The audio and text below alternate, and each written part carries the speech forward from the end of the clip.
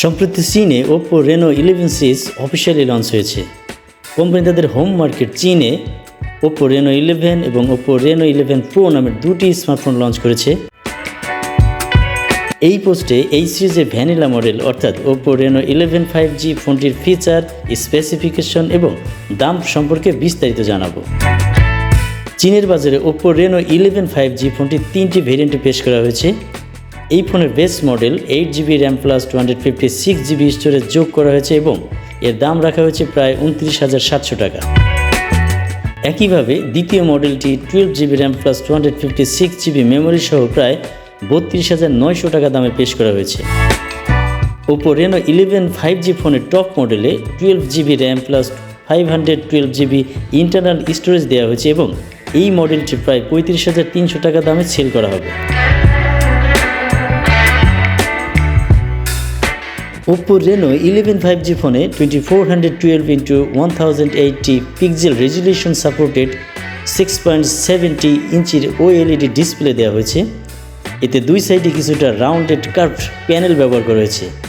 5 whole সহ এই screen 120Hz refresh rate এবং 2160 PWM ডিমিং সাপোর্ট করে। Oppo Reno এই ফোনটি Android 14 অপারেটিং সিস্টেম এবং ColorOS 14.0 এর সঙ্গে পেশ করা হয়েছে। প্রসেসিংয়ের জন্য এতে 4 ন্যানোমিটার ফ্যাব্রিকেশনে তৈরি এবং 3.1 GHz ক্লক স্পিড যুক্ত MediaTek Dimensity 8200 অক্টাকোর প্রসেসর রয়েছে।